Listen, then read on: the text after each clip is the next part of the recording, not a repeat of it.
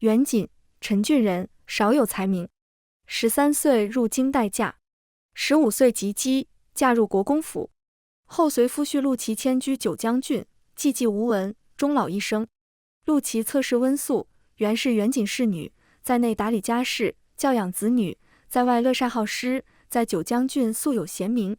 大家好，欢迎收看皮皮听书，我叫元锦，出自陈郡望族袁家，祖父官居太子少傅，以一首别具一格的瘦金体名扬天下。我自幼得祖父教导，5岁启蒙，每日练字不倦。12岁时，我给闺中密友写了副扇面，恰被游学到陈郡的大儒看到，盛赞不已，自有风骨，人应当如是。后陈郡夫人们以我写的扇面为荣。12岁后，我入京都待嫁，在街上救下被卖入青楼的温素。她浑身脏污，瘦弱不堪，洗干净后尚算清秀，去了针线房。后来有人当街纵马，她拼死拦在我身前，母亲感念她忠义，允她回家。温素说哪儿也不去，只愿留在我身边。她做事勤快，又懂察言观色，成了我身边得力之人。我嫁去国公府，温素也跟着。初时我跟陆琪琴瑟和鸣，在书房一待就是半日。他说高山流水觅知音，我是知音。陆琪患了咳疾，他又嫌汤药苦口，我寻了治咳疾的方子，一张一张让太医看过，调成止咳的汤羹，哄着陆琪喝了。听说西山的川贝止咳效果好，我去了西山，不过半日功夫，陆琪醉酒收了温素。我回府时，温素散着头发，衣衫单薄，一言不发，跪在院中，额头磕破了皮。母亲说国公府那样的门第，陆琪有几个侍妾不算什么，何况温素算自己人。道理我都明白，可心里还是堵得慌。陆琪说对不住我，后院只我与温素2人，不再纳妾。第2年，陆琪外任九江郡，带了我跟温素同去。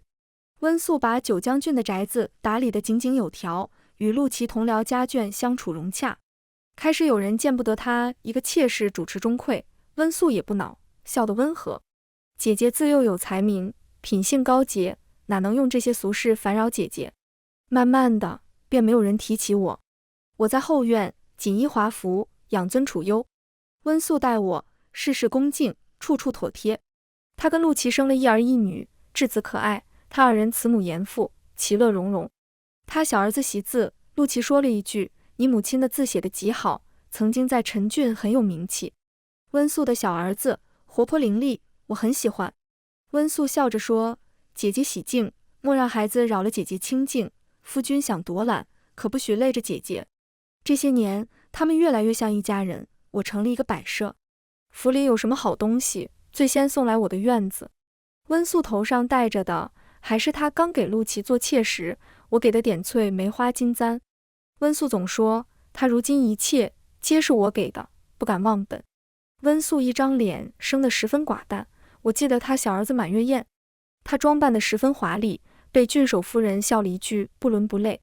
他倒是听劝，后来素衣简装，得了个贤惠名声。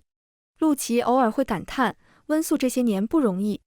我看着染了豆蔻的指甲，扯了扯嘴角。新帝登基后，国公府没落了，陆琪过惯了金尊玉贵的日子，他的俸禄不过9牛1毛。九江郡的宅子一应支出都是我的嫁妆。温素用着我的嫁妆睡着我的男人，他这些年不容易。带了春月逛园子，假山后2个小丫头偷偷聊天。我上回在书房看见小公爷把脚放到了温姨娘怀里，另一个懵懂地问：咱们府里煤炭了吗？你傻，这是闺房情趣。春月咳了一声，2个小丫头慌乱跑开了。我一看到陆琪，就想起小丫头说的话，觉得十分恶心，连敷衍都懒得敷衍她。除夕夜吃过团圆饭，我回了后院。陆琪和温素要跟孩子们守岁，前院闹哄哄的，挂了大红灯笼。温素给每人分了1贯钱，又分了糖果子，笑声传到后院，人人都道温姨娘心善，温姨娘贤惠。我的字写得愈发好了，后院寂寥，写字能静心。世道对女子苛刻，我若何离，恐累了祖父一世清明。世人不问缘由，只看结果，国公府一朝失势，袁家女便要和离。罢了，我认命了。我已经认命了，还是滑进了后院的荷花池，不是我想死，是有人在石头上撒了滑石粉。乍暖还寒时候，我在池水里泡了一遍，染了风寒，大夫来了一波又一波，晕了6、7、8、9日。我在一个傍晚醒了过来，温素扶着黄花梨木的桌角，朝我温和地笑：姐姐，这里的东西都是极好的，整个九江郡也只这一套黄花梨的家具。姐姐当初从京都把它带出来，如今怕是带不回去了。她随意挑起我写的字，宣纸飘落到她脚下。你出身大族又如何？写的一手好字又如何？这些年还不是我笼住了陆郎的心。我本来不想如何，可是陆郎要回京了，我得为我一双儿女的前程打算。你死了，我自然成了陆琪正室，我的女儿就是国公府嫡女，她不用像我这样伏低作小，讨人欢心。陆琪瞎，你当满京都的贵人们都瞎，由着你们母女随心所欲。温素出门的时候抹了一把不存在的眼泪，我的锦绣前程姐姐看不到了。春月进来的时候哭的眼睛都肿了，她跪在我床头：姑娘，咱们回陈郡去，回陈郡去。回不去了。我所有的无忧时光，在温素跪在院中那一日全没了。我给陆琪写了一句诗：春日游，杏花吹满头，陌上谁家年少，足风流。我与陆琪成亲后，有过一段琴瑟和鸣的日子。陆琪纳了温素后，我的骄傲自尊不许我低头服软。这诗的后半句是：妾你将身嫁与，一生休，纵被无情弃，不能休。祖父教我胸怀坦荡，临了临了，我用这半句诗算计了温素。桌上的鎏金香炉传来一阵一阵的香气，我这一生怎么就过成了这个样子？若重来一回，我定不让温素借着我入国公府，开启光华灿烂的一生。再醒来，我回到了刚入京的时候，可惜已经就下了温素。她在针线房，如今还没到我身边来。家里正在给我相看人家，国公府的人来过一回，一切还来得及。陆琪生得好看，面白如玉，又生在国公府那样的人家，锦绣堆里出来的，气度自是不凡。当初我也被迷了心窍，任谁看来，国公府的姻缘都是极好的。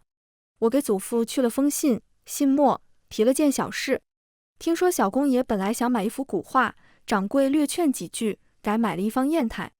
我跟陆琪过了10余年，十分了解他，耳根软，极易被人蛊惑。祖父定能看得明白。不出3日，陈俊来信，祖父患病，唤我回陈郡市集，说亲的事便暂缓了。我松了口气，心中多日烦闷一扫而空，想着既要回陈郡去，要给祖父带送家上好的铜烟墨。买完墨刚从店里出来，一骑横冲直撞了过来，大意了，忘了上辈子差点被马撞这事了。在春月的惊呼声里，我闭起眼睛，想象中的疼痛并未传来。睁开眼，一匹通身漆黑的大马堪堪停在我身前。马上的少年神采飞扬，魂不吝地说：小爷我骑术好着呢。好你大爷！我抬头仔细看了看那纵马的小混蛋，上辈子就是他当街纵马，让温素成了我救命恩人，我才数度忍让于他。京郊马场闹鬼了，你非得大街上跑马。我忍无可忍对了他一句，拉着春月转身便走。马上的少年一愣，桃花眼也不笑了，谁家小娘子脾气这样火爆？这人是灾星中的灾星，祸害里的祸害，躲得远远的才行。春月张罗着收拾行李，我说当用的带上，剩下的就算了。上辈子我最喜欢的那套黄花梨家具，说不定最后被劈了当柴烧。马车出了城，春月打开油纸包，一只皮焦肉嫩的烧鸡。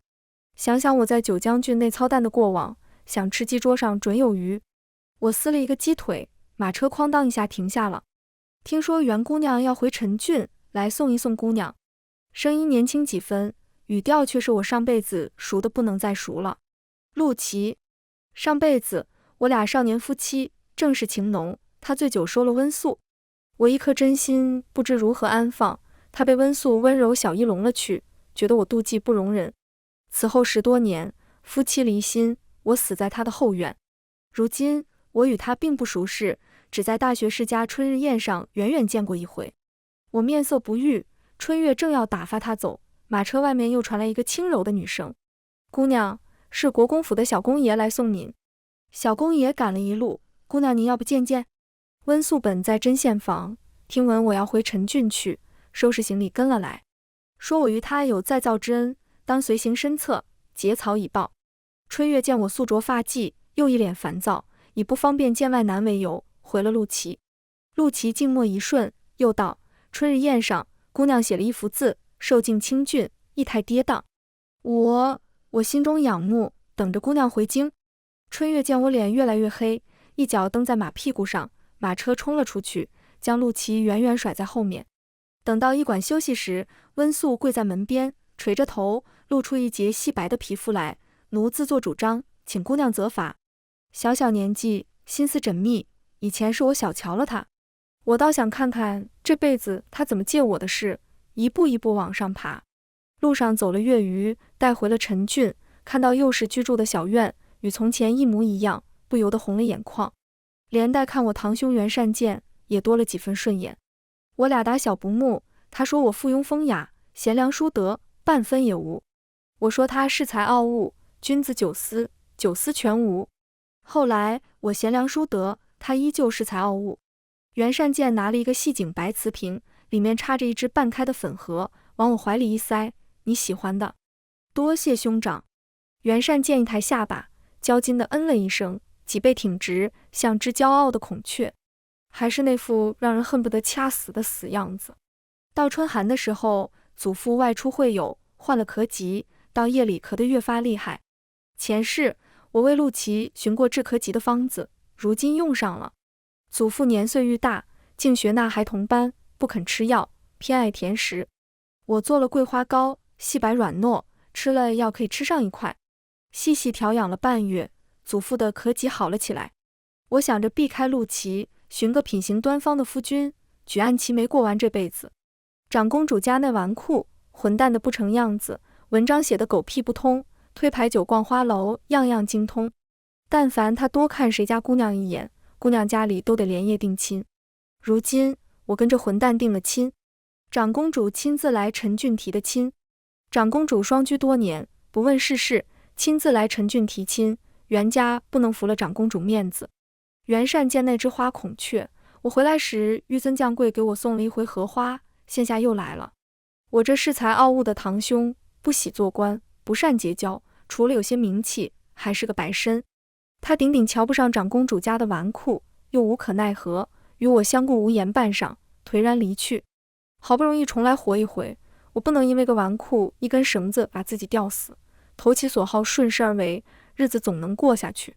我本欲把温素留在陈郡，可又怕他霍霍了袁善见这大孔雀，带到京都再做打算。我嫁进公主府月余，只在大婚当日见过魏景一面。长公主是当朝第一美人，魏景随了长公主，生了一副好相貌，大红喜服衬得整个人气韵高华，恍若仙人。潦草的喝完合卺酒，说了句这小娘子似曾相识，便走了。真是美人面皮，混蛋心肠。我想起来在哪见过她了，当初大街上纵马的就是她。孽缘。好在我不是情窦初开的小姑娘，也不指着她过日子，每日读书习字，长家里事。我还带来了陈郡最好的厨子，竟比在闺中时胖了一些。长公主礼佛，不需要我晨昏定省，便宜夫君不着家，偌大的公主府过得十分惬意。直到陆琪内斯跟魏景打了一架，将我送上了京都八卦的头条。我被殃及得十分无辜。魏景生平不喜读书，偏偏他新娶的那个小娘子出自陈郡桃李满天下的袁家。这人打小张扬自缢惯了，成亲这事自然也要自己说了算。没成想他娘宠子无度的长公主，硬是给他安排了门亲事。陆琪那狗东西言谈间说他不配，配不配也是他新婚小娘子说了算，他算个什么东西。魏景回来时，我正用晚饭，穿了半旧的藕荷色衣裙，榻上放了一张矮鸡，精米红枣粥、水晶虾饺、燕窝炒卤鸭丝，并一碟子玉兰笋片。烛火跳跃，魏景神色难辨。我往里挪了挪，吃饭。他倒不客气，吃完了问我，你跟陆琪那个狗东西？我不甚在意的摆摆手，不熟。魏景甚是愉悦的勾勾手，带我凑近，小野我明天回来吃。原以为以他的性子得闹一场，没成想他信我。魏景不回来，后院一片安详。他来我院里吃了几回饭，温素给我绣了2条裙子，在晚饭时分送了过来。送完裙子，在回廊遇上来吃饭的魏景，温素出声提醒：姑爷，当心脚下。回廊里不知什么时候洒了水，踩上去有些湿滑。我院里的人都喊魏景世子爷，独温素唤姑爷，便显出不一样来。我勾了勾唇，这日子有意思起来了。这一世，温素在针线坊没能跟在我身边，见魏景的时候不多。他没法循序渐进地刷存在感，只能别出心裁让魏景记住他。靠近魏景院子的月亮门里挂了一盏8角灯笼，灯火朦胧里，温素遇见魏景，说园子里新铺了青石板，怕有人摔着，故而挂了盏灯笼。我寻思魏景莫不是个瞎子，温素总担心他看不见路。春月愤愤地说，看着是个乖巧的，不成想小心思这样多，几次3番偶遇世子，看我不撕了他去。男人若要偷腥，没有温素还有张素李素，看是看不住的。温素的做派若入了魏景的眼，我定给他那几个性子温良的绣娘走温素的路，让温素无路可走。春月厉害，也就嘴上骂几句，他连寻个由头将温素赶出去这种法子都没想到，更别提其他恶毒心思。温素见人总红着眼眶，似受了大委屈。春月气得吃了3碗饭。园子里洒扫的陈大娘快人快语，我陪嫁的嬷嬷跟陈大娘吃了一回酒，杂七杂八说了许多闲话。大娘趁机问，也不知这世子妃性子如何。我们姑娘性子好，心肠也好，针线坊那个小丫头叫温素的，原是我们姑娘就下的。又说起谁家外室进门，谁家丫头爬床。末了，陈大娘一拍大腿，我前个还看见温素那丫头在园子里跟世子说话，我还纳闷她一针线房的，总去园子里干啥？她想爬床。酒吃得十分尽兴，深宅大院里的仆从多是人精，再看温素多了鄙夷不屑。温素真的气红了眼眶。魏景给我带过几回临江楼的席面，投桃报李。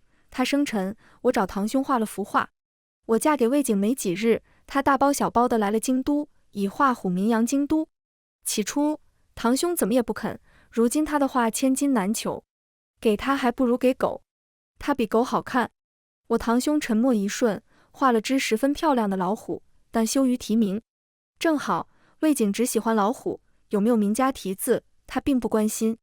温素依然不安分，他听说魏景要过生辰，替我绣了12花神的帕子。以魏景的家世，什么好东西没见过，12花神的帕子倒算别出心裁。上一世我送了陆琪一本孤本，写了百兽图。陆琪说孤本难求，我一定用了不少心思。温素给陆琪绣了12花神的帕子，陆琪赞他蕙质兰心。流水的男人，铁打的帕子。魏景见了老虎，爱不释手，说有当朝画虎第一人袁善见的风范。我心想，就是他画的。春月把12花神的帕子给院里的小丫头分了。我跟陈嬷嬷说，寻个由头将温素赶出去。魏景带着老虎出了门，他朋友多，怕是能从早上玩闹到夜里。我跟春月去园子里摘杏子，打算用来做糖渍杏子。摘完杏子回来，身上出了薄汗，我不洗衣裙粘在身上的感觉。正要沐浴，魏景推门进来，兴冲冲地喊我袁锦。春夏的衣裳本就轻薄，我惊慌揽起拖至后背的纱衣，看着傻站在门口的魏景，轻嗤出去。魏景后知后觉，手忙脚乱地关了门。待我收拾好出去，魏景还在门口站着，如玉的脸上还泛着红晕。我怕人进来。我跟魏景是夫妻，他进我院子，自是没人拦着。成婚以来，我跟魏景相敬如宾，春月怕是故意放魏景进来。我侧着身子，用帕子搅着头发上的水。魏景看都不看我，撩起袍角，有些慌不择路地跑了。不是，你一花楼常客，跟我演纯情少男。经此一遭，魏景好几天没来吃饭。听说近几日夜夜用凉水洗澡，给自己洗病了。于情于理，我得去看看他。去的时候是午后，回廊里没有一丝风。陈大娘来说，温素往世子院子里去了。魏景的屋里果然有女子细细的说话声。透过半开的轩窗，我看见温素穿了碧色衣裙，身段窈窕，侧着头。领口露出一截细白莹润的肌肤，一副惹人怜爱之态。我想起上一世，陆琪醉酒，二人在陆琪屋里行了苟且之事，后又大张旗鼓跪在院中，逼我不得不容下他。如今又要故技重施，这几日奴都听说了，姑爷何苦为难自己？只要是姑爷，哪怕没有名分，奴也是愿意的。春月气得眼睛都红了，贱皮子！屋内传来魏景断断续续的声音：“老子是病了，又不是瞎了，你个丑东西，滚出去！”温素似不可置信，涨红着脸：“奴待世子爷一片真心，谁稀罕？”我脑中一时纷乱不已，心间滋味万千。魏景看似纨绔，心性之间远强于陆琪。春月进去，一脚将温素踹翻在地：“你被家人卖入青楼，姑娘好心将你救出来，不想救了个白眼狼。”又用身后婆子的汗巾子堵了温素的嘴，拖了出去。魏景身边的小书童跪在门边，带了哭腔：“都怪我，打个盹儿，差点让人非礼了爷。”魏景气得眼尾通红：“滚！”小书童飞快起身，掩上房门，跑得不见踪影。屋里只剩我跟魏景，他只着月白里衣坐在榻上，雪肤墨发，因生着病，少了平日里的恣意妄为，略带委屈地看着我，美色误人，我只得哄了又哄。末了，魏景哑着声音在我耳边道：“我不过是想你，想得睡不着。”不过是哄人的话，我听得面红耳赤。他那张脸实在招人。温素被打了出去，他要见我，无非是说些歪理，我并不想听。听说国公府的小公爷陆琪定了亲，礼部侍郎的嫡女，是一门好亲事。温素，不要让我失望才好。国公爷夫人生辰的时候，张灯结彩，大宴宾客，礼部侍郎夫人携了厚礼祝寿。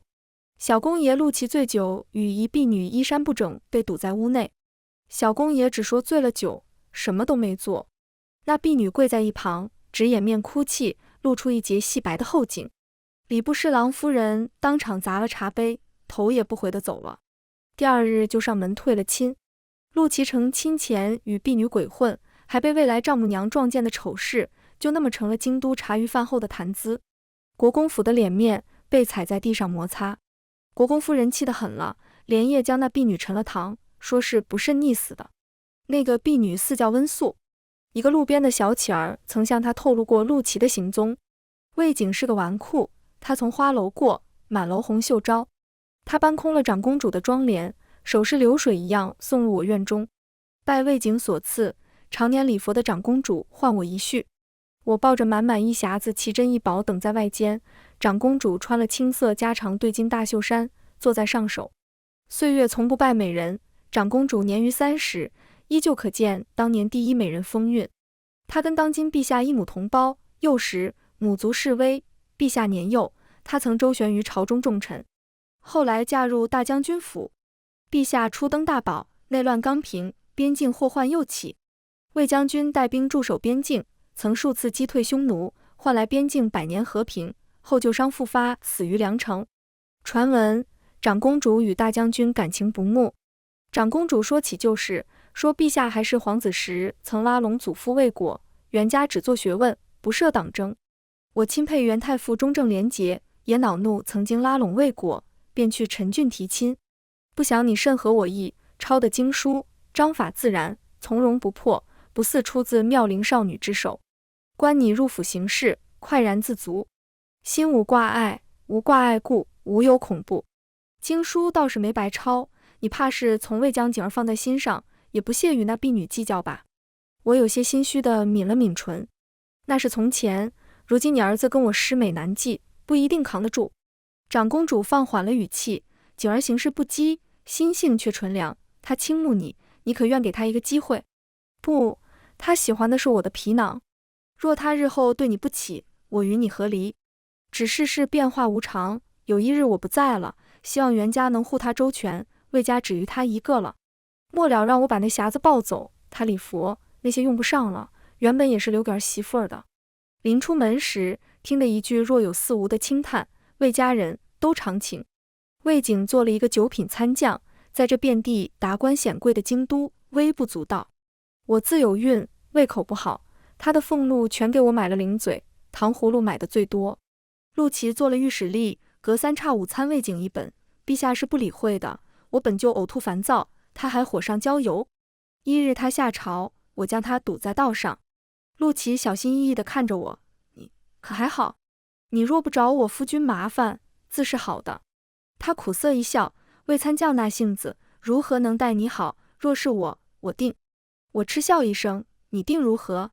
上辈子你与妾室琴瑟和鸣，纵得他向我下毒手，我死得无比憋屈。魏家只魏景一个，可我袁家门生故旧遍地，你若再与他过不去，我便与你过不去。国公府只出了一个精才绝艳的老国公，剩下的一茬不如一茬。前世国公府没落，陆琪外放九江郡，郡守是我祖父门生，才对他照拂一二，他当真以为国公府的面子比天大。陆琪踉踉跄跄退了几步，颓然道：罢了，是我求不得，生了妄念。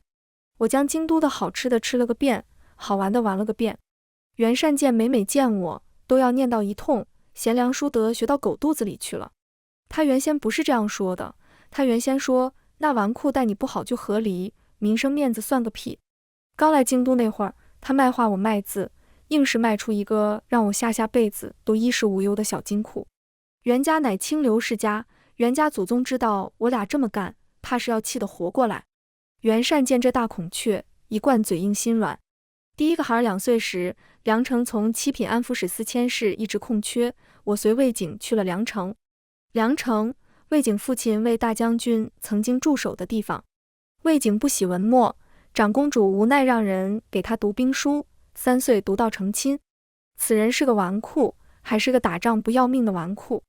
梁城守将对其又爱又恨。边城民风开放，是个显得我贤良淑德的好地方。城门口贴个告示，斗大的字，没有人看。我忍无可忍，开了个学堂，不要束修，不拘男女。学堂开了很多年，斗大的字终于有人看了。第一个孩儿出生，我想魏景若有二心，我带着孩儿与他和离。第二个孩儿出生，我想魏景若有二心，我俩一人一个孩儿与他和离。第三个孩儿出生，我想魏景若有二心，我一个他2个与他和离。魏景30岁时，已是3个孩子的爹，紫袍银冠，他从楼下过，满楼红袖招。我跟京中官眷交好，徐良是我闺中好友，他如今是太子妃了，央我写幅字帖，让他小女儿临摹。夕阳透过碧纱窗，待我写完最后一字，魏景过来牵我的手，娘子写字的背影越发好看，牵着我往榻上带。我说他老不正经。小儿子跑到门口，春月一把抱走，走，春姑姑带你找祖母去。我跟魏景儿孙满堂时，他鬓边生了白发。我写过很多帖子，城中女子争相临摹，独未给魏景写过一字一句。不辞天涯共君醉，时虽暮，却有云怀。愿此生永如初见，换千古，莫相催。正文完。番外上一是陆琪视角。我总以为我跟阿锦来日方长。前些日子听说他落了水，温素请了大夫。温素待他一向恭敬妥帖，我该放心。阿锦出身好，长得好，字也写得好，春日宴上他言笑晏晏，自然从容，叫人移不开眼。我央了母亲去提亲，如愿娶到了他。我荒唐醉酒那日，不知怎地跟他陪嫁侍女滚到一处，我心中慌乱，不知该如何面对他。母亲说，不过一个妾室，收了也就收了，谁屋里没个小妾通房的？母亲这样说，温素又是他信重之人，应当无碍。他平静地接受了温素，此后数年对我冷淡疏离。温素容色不佳，我虽与他生了一子一女，心中还是放不下阿锦。只是阿锦太过骄傲，也太过硬气了。我去温素屋里，不过想他吃醋，他却不肯转还一点。如今他给我写了一句诗：春日游，杏花吹满头，陌上谁家年少，足风流。这诗的后半句是：妾你将身嫁与，一生休，纵被无情弃，不能休。袁锦说他一心悦我，嫁我不悔。我一时心中激荡，又是欢喜又是懊恼，当年该哄着他的，不至于错过这么些年，好在破镜重圆了。我换了新衣，去了他的小院。他的婢女在地上哭得眼睛红肿，他安静地躺在床上，没有一丝声息。我不能相信远景就那么走了，我当场呕了血。此后数日，浑浑噩噩，不知今夕何夕。直到温素跟我说，姐姐去了，姐姐喜欢的那套黄花梨家具不若一并烧了。往常温素做什么，我从不过问。我慌乱地想要留住有关阿锦的所有东西，生硬地打断他，带回去。温素一怔，复又劝道，我们要回京，带着一整套家具，多有不便，多雇一艘船带回去。温素以为回京后我会顺理成章将他扶正，可是回来小半年了，我绝口不提将他扶正的事，每日只对着一屋子晦气的黄花梨家具发呆。他做了一桌小菜，烫了一壶酒，当晚我宿在了他屋里。他穿了赤色鸳鸯小衣，侧着身子给我按脚，腰间一截雪白的皮肤随着动作若隐若现。然后不经意地提起女儿婚事，女儿如今还是妾室女，怕寻不到好婆家。是我疏忽了，明日就开祠堂。温素脸上浮起惯常的带着娇嗔的笑意，又听得我说将两个孩儿过到阿锦名下，也算嫡出。温素的笑意僵在脸上，显得本就素淡的脸有些扭曲。我看了一眼，头也不回地走了。温素发现自从回了京都，哪里都不顺畅。京都的夫人们瞧不上他，无论他怎样费力讨好，都不待见他。国公府里的经年老仆常常敷衍他，日子过得还没有在九江郡时舒心。那会儿我常到他屋里来，府里上下都看他脸色行事，远景想吃的东西，他一句话就换了。没想到远景死了，我反而开始念着他了。我去见远景堂兄，连门都没进去，在门口被远景原先的侍女好生奚落了一顿，沉着一张脸回来。春月骂我眼盲心瞎，温素若真的感激敬重我家姑娘，又怎会爬了你的床？这些年处处打着体谅我们姑娘的幌子，说她清高自恃，不屑与人结交。我们姑娘在陈郡也常与人说笑玩闹，也有好友的。好好的姑娘被你跟那黑心肝的妾室算计，滑进池子里，害人的不得好死，不是不慎落水。我呸！黑心肝的撒了滑石粉，我们姑娘才落了水。我在堂前坐了半夜，回想温素这些年的行事。